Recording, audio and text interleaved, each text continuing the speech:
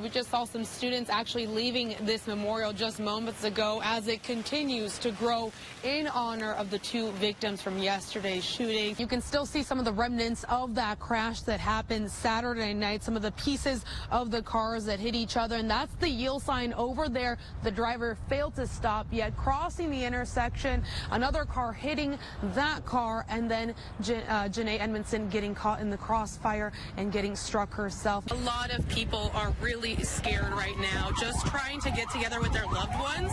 Here at the Chinooks parking lot, this is just off of Central VPA. There's still police presence on scene here at the Quick Trip in St. Peter's. You can see that there is police tape all over the Quick Trip where that carjacking and shooting took place this morning. It's actually picked up in just the last hour, and as you can hear behind me, a lot of celebration ahead of tonight's friendly. You can see that the German Cultural Society is here performing. They just finished a song. There's been dancing. This is the building in question that collapsed earlier today and killed that firefighter. You can see this building is a total loss with pieces of the structure completely gone. We do know today that one of the finalists is Michael Sack, who's been serving as the interim chief of police since June, since Hayden retired, and the other three finalists are from outside of the police department. Other North City residents who spoke with News 4 off camera say they support the city's decision to close the Shell gas station property, citing their own firsthand accounts of violence they've witnessed on the parking lot. The St. Louis County Port Authority says now the plan is to issue a formal request for proposals to abate the property and eventually tearing down the 145-acre site. I also signed on Yair Molina's earlier tonight, and fans have the opportunity to do so as well. By 7 p.m. tonight, they can trickle in as they roll into the game, or tomorrow if they're planning on going to that game. Reporting live at Ballpark Village, Gabriela Vidal, News 4. It's been 3 months since Lemia Botanicals opened in the Shaw neighborhood. It's been amazing. The neighborhood has been extremely supportive, very welcoming. Cultivated by owner Ala Durrani in an area she considered safe to grow her passion. I opened a business here because of that reason. All of it is questionable now. Questionable following what happened Saturday morning just after 1 a.m. across from her store. A Ring camera catching carjackers taking off in her Nissan Sentra. Came to the shop, unloaded all the inventory, closed up, and got in my car with a friend of mine. She was helping me. We were waiting for my windshield to defrost, and within about a minute and a half or 2 minutes of us being in the car, 2 cars pulled up extremely fast. About 6 guys came out, all masked, got guns in their hands, armed, and they opened all 4 doors. Asked both her and I to get out of the car very violently. About 15 seconds later, they were gone with everything in it. At first, a state of shock. And then it all sunk in that there was a gun to my face, and I was violated in my space. It's pretty apparent what time they come in and their hours of operation. Just 2 days after Durrani's incident. Another incident caught on camera with a thief getting out of a white SUV, approaching their victim, then exchanging gunfire. The victim was hit multiple times and hospitalized. St. Louis police have yet to find Durrani's car or arrest anyone in either incident.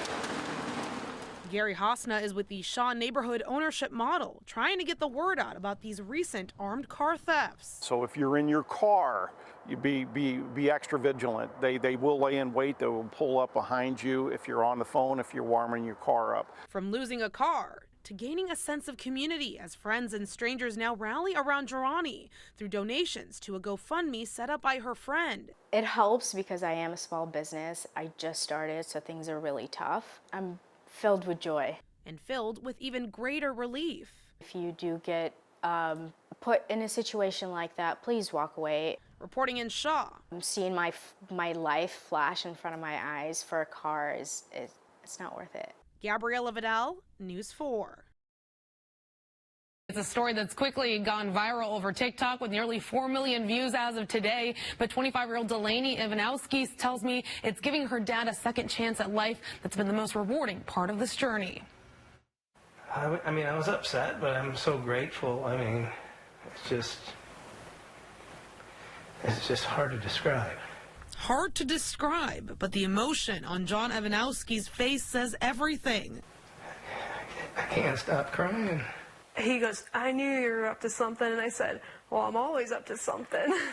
That something began brewing in Delaney Evanowski's mind more than a year ago after doctors told her father he had an immunoglobulin A deficiency, causing an overactive immune system to attack his kidneys. From there, it's just been dialysis every couple days since then. So for over a year, he's been hooked up to a machine for 3, 4, 5 hours a day. So then my first thought was, I was like, why can't he just have my kidney right now?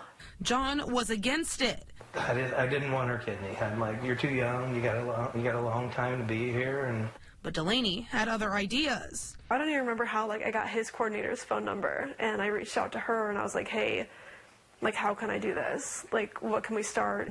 And then as soon as he was good enough basically for the transplant, they started running me through a bunch of tests. 8 months of secrecy. Oh my God. Are you kidding me? All leading to this moment on February 16th. I didn't find out until the day of surgery. After we were post-op, she opened the door and came through, and I was just like, oh my Lord.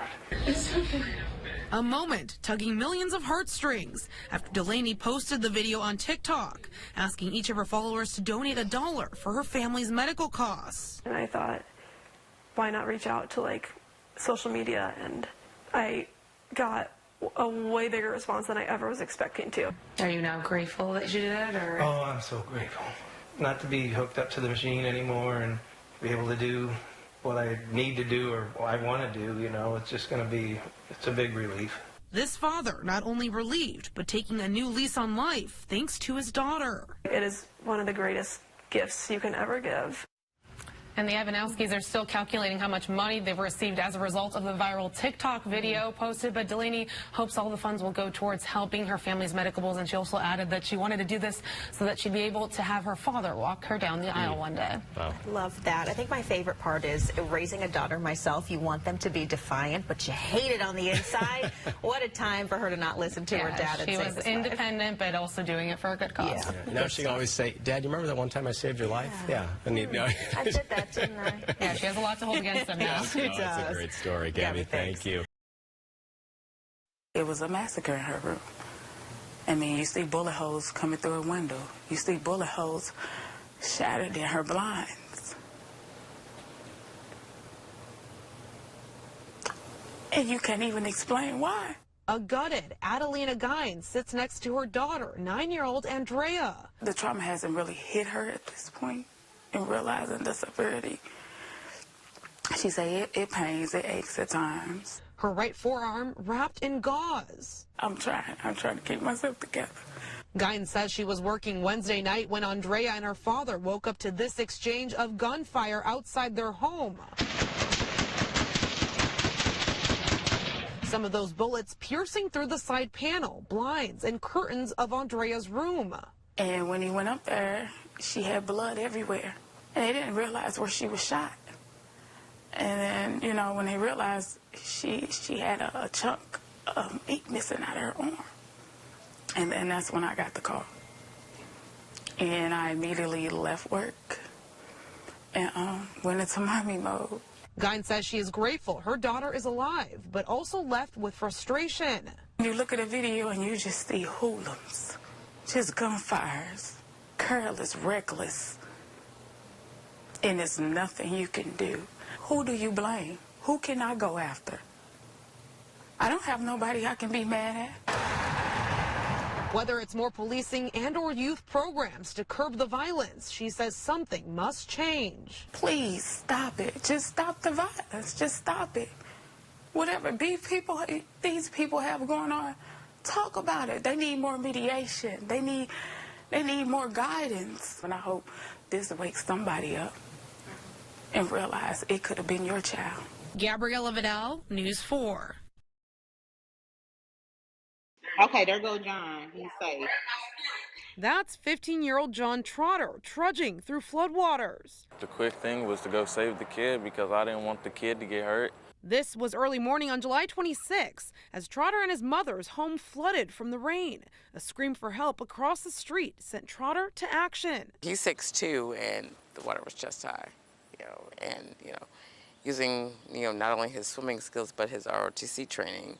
He went to work. He went to work. A 5-year-old boy was trapped in his bedroom in the basement of their neighbor's home as water continued to rise. Get the heaviest thing I could find and go over there as fast as I could. He used this cast iron skillet, now broken from the impact, to break through the floorboards above the basement.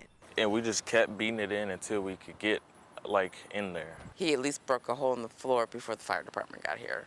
This is him returning after fire crews arrived. Him thinking on his feet was amazing because, one, if he couldn't swim, and two, he hadn't thought quick on his feet, then who knows what would have happened to this little boy. It really struck me, the selflessness of this young man. Ryan Coleman learned about what Trotter did. I was confident we could do something, and something would be better than nothing. And reached out to his family to help kickstart a GoFundMe on his behalf.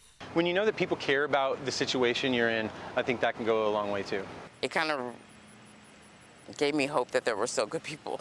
In part to help Trotter and his mother, Jennifer Thorpe, have the means to find a new home, but also stay true to her promise to gift Trotter the car he was meant to have, now destroyed from the floodwaters. He's turning 16 in January, and I literally had just put a whole bunch of work into it for him, and now it's gone. So now I'm kind of back to square one.